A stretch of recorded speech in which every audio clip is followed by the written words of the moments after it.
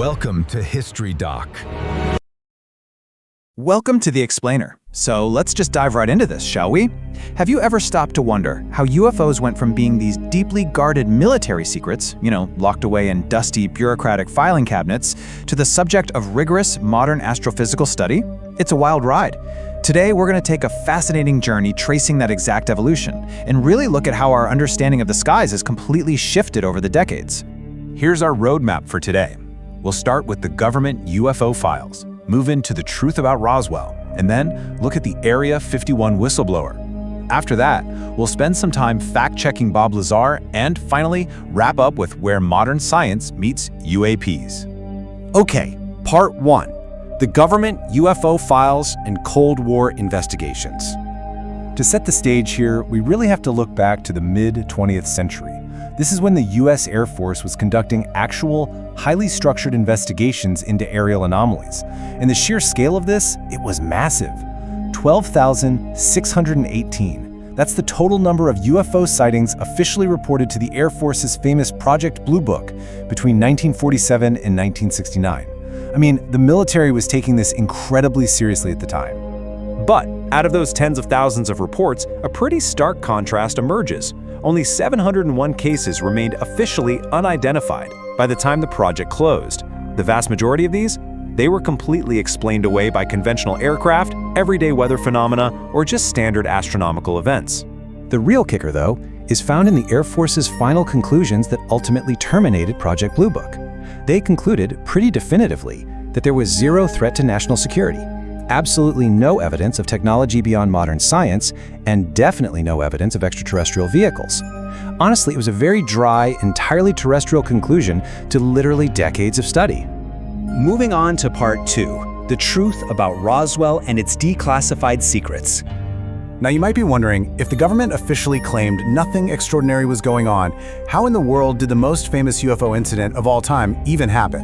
Well, the answer actually isn't lost to time. It's anchored right here in tangible history, right inside the heavily researched, declassified pages of this 1995 Air Force report on Roswell. See, for decades, the military claimed the Roswell debris was just a weather balloon. And to be fair to UFO enthusiasts, that sounded like a really boring, flimsy cover story. But look at what actually crashed. It was Project Mogul. This wasn't some standard, run-of-the-mill weather balloon.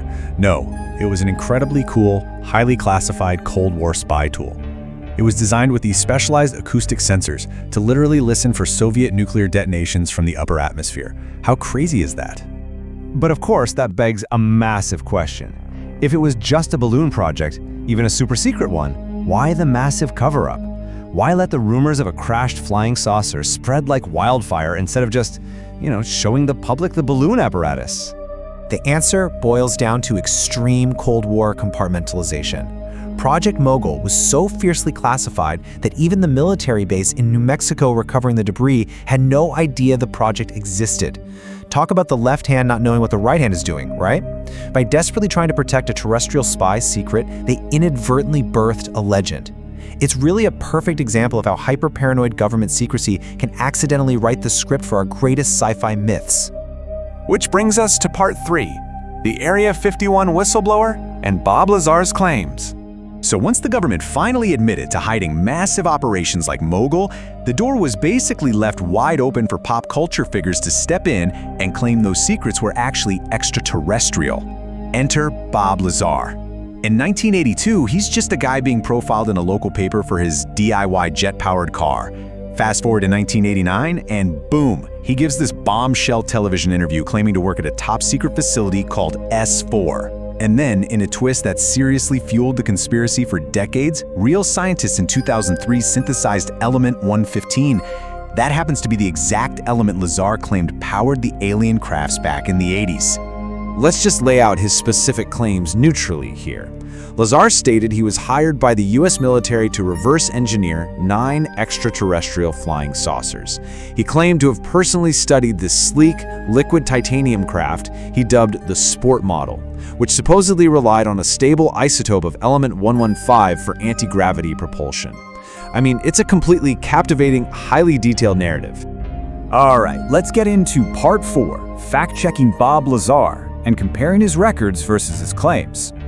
So, how do his incredible claims actually hold up against official documentation? Well, actually, not great. While Lazar claimed master's degrees from MIT and Caltech and said he worked as a physicist at Los Alamos, the actual physical records show he attended Pierce Junior College and worked as a technician for a private contractor.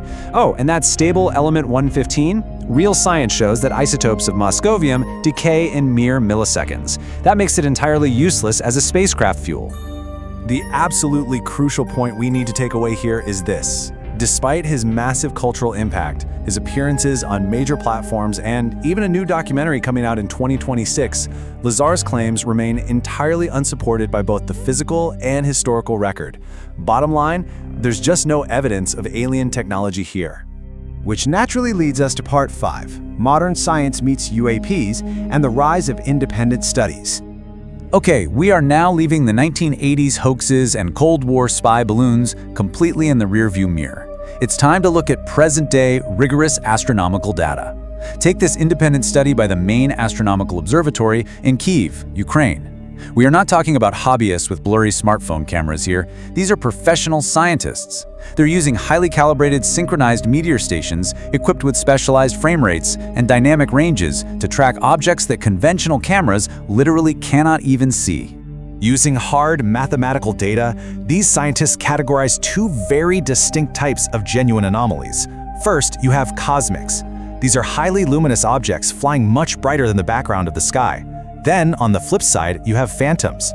These are completely dark objects, literally black bodies with almost zero reflectivity. They can only be detected at night using highly specialized infrared technology. Let's actually read this astonishing observation directly from the researchers' paper. They wrote, "We note large sizes of UAPs from 3 to 6 kilometers. They exhibit large velocities from 2.5 Mach and much larger." I mean, just let that incredible scale sink in for a second. We're talking about scientists tracking objects up to 6 kilometers wide, moving at hypersonic speeds, all captured using objective, mathematical instrumentation. We've traveled from dry military filing cabinets through wild pop culture myths, all the way to modern observatories. And frankly, it leaves us with this final provocative question. Stripped of the Cold War balloons and the 1980s hoaxes, what truly remains in our skies today? Science is finally stripping away the fiction, and it feels like the real mystery is only just beginning to be explored. Thanks so much for joining me for this explainer, and I really hope this structured look keeps you asking the big questions. Like this video, share with your friends, and don't forget to subscribe to History Doc.